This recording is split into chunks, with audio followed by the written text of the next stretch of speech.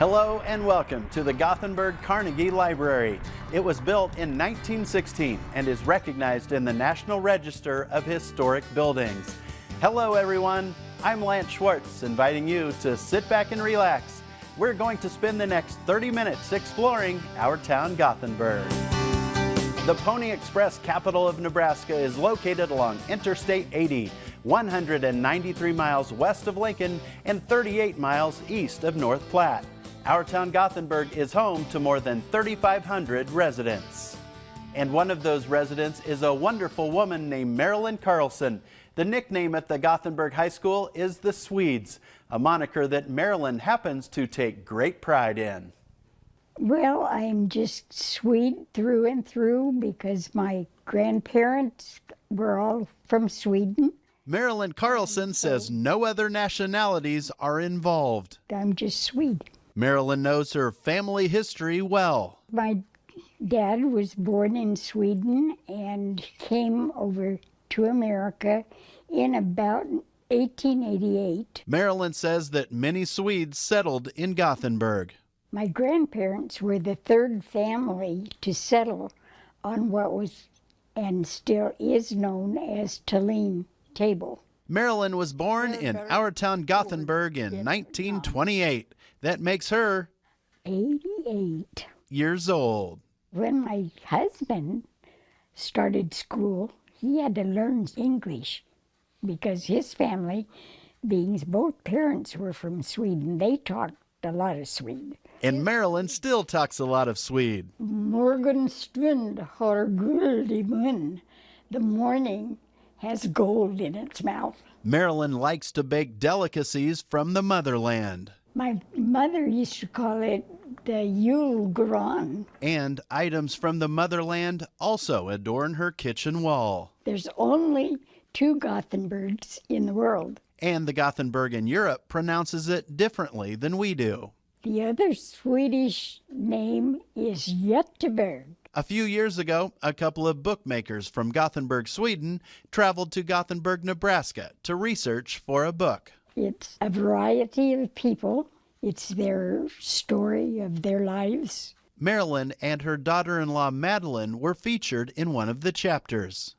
There's a section of my family history. There's a connection between us and Gothenburg, Sweden. I just enjoy the people from there, the people here. I guess they're just all friendly. And I get the feeling that this friendly Swede will forever be a fan of her hometown. Go Swedes, go. Along with Marilyn, Barrie McDermott is another colorful character that resides here in our town, Gothenburg. Barrie lived in Great Britain until he was 50 years old, and then he set out to take up residence in America. Now, how are we doing with this tea? Barrie McDermott and his wife Gwen have enjoyed selling genuine products from their native England in the headquarters of their campground. How is that going? Pretty well. We have the Union Jack ones are all gone. 22 years ago, the McDermotts were looking to buy a business in America. It was actually number 13 on the list of 13 potential campgrounds we were looking to buy. Eventually, Gothenburg moved to number 1. It's intended, I think, by fate that we end up here in Gothenburg, Nebraska. Barrie got a taste of America back in 1980 when he participated in a teacher exchange program in Washington State. Kind of fell in love with the country. Eventually, Barrie, his wife, and 5 children would feel at home in Gothenburg. It's a peaceful place to live. I love Gothenburg now. Barrie bought a business on the banks of the Platte River that they now call the Blue Heron Campground. And we actually have active blue herons in the area. Barrie is very proud of his business. We've got quite a layout, as you can see from this.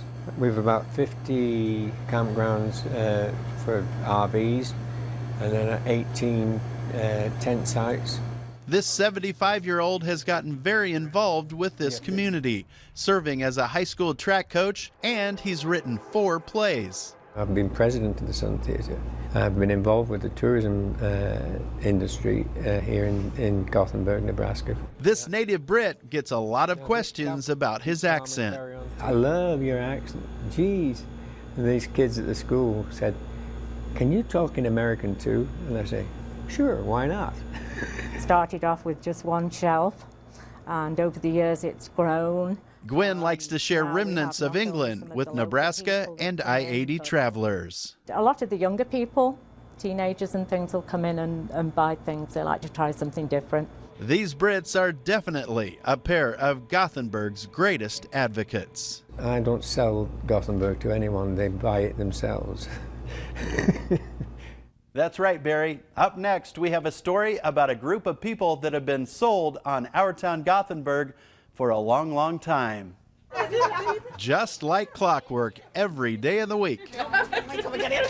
The regulars flock to Debs Diner and Donuts. We come and have coffee every day at the same time, same friends, and so we laugh together and we support each other. And not only do they support each other, they support the owner of Debs Diner as well, because running a bakery is not for the faint of heart. I start at 2:30 in the morning. Deb Meredith normally works 13-hour days, but there's one thing that makes it all worthwhile. The people. You see all sorts of people from all over the United States. The walls in here are covered with Post-it notes left by hundreds of new customers over the past 8 years. It started out with just one square all the way around. Then it grew, and then it grew, and then we started getting people from overseas, across the oceans. And while Deb's Diner has become internationally famous, it's the locals that darken Deb's doorstep on a daily basis. It's a good way to have involvement with the community. There's every walk of life that sits down at the table. You'll find the guys on one side of the room and the gals on the other side of the diner. Oh, it has been a joy. Deb's daughter Rebecca has been working with her mother for the past 3 years. It's just a real joy to work around her. And Rebecca says it's fun to take care of their loyal customers, some of which recently got their names listed on a new signboard. That is a group of men that come in 5:30 in the morning like clockwork. They're outside waiting before the doors are even unlocked. Talk about creatures of habit. This is their menu. They come in and they order the same thing day in and day out. Yep, they have trust and faith in the cook. And that cook has really grown to love the people of Gothenburg. They're friendly. You just can't go anywhere where they don't know you, and they care about you. See you soon at Debs Diner Donuts. Bye-bye.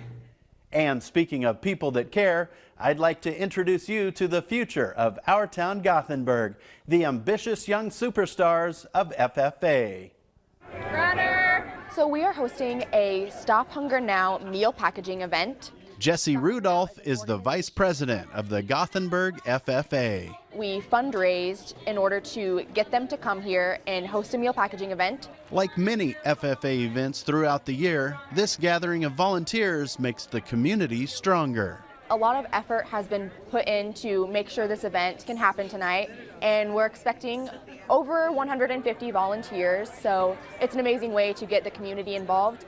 It's been something that's been really good for our community. Alex Meyer wears his navy blue corduroy jacket with pride. It's a program that has been built up by both our advisors and previous members of the FFA, and they have put our chapter in a very high position, which enables us to have numerous opportunities and do quite a bit with our time in FFA if we choose to do so.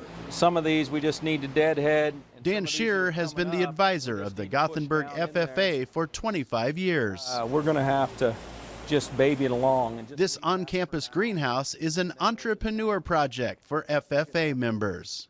The students that I have running it basically are in charge of hiring other kids to run it. We open it up on the weekends this spring. We open it up in the afternoon, and the kids are in here running it. They're handling the money, they're taking the money, they're making business decisions, and they're also growing the plants. Each table is probably worth $2,000 once we get it sold. Natalie Sartorius relishes this opportunity. The community really likes the idea that They get their flowers from students. Sydney Ostendorf says it's a win-win situation for the community and the students. I like it just because it's a hands-on. It's not like every day you go to class, sit in a desk. You just get to like learn how to transplant and fertilize and just the maintenance of a greenhouse. A lot of times when people see the FFA getting involved, it encourages other community groups and community members to involve themselves as well.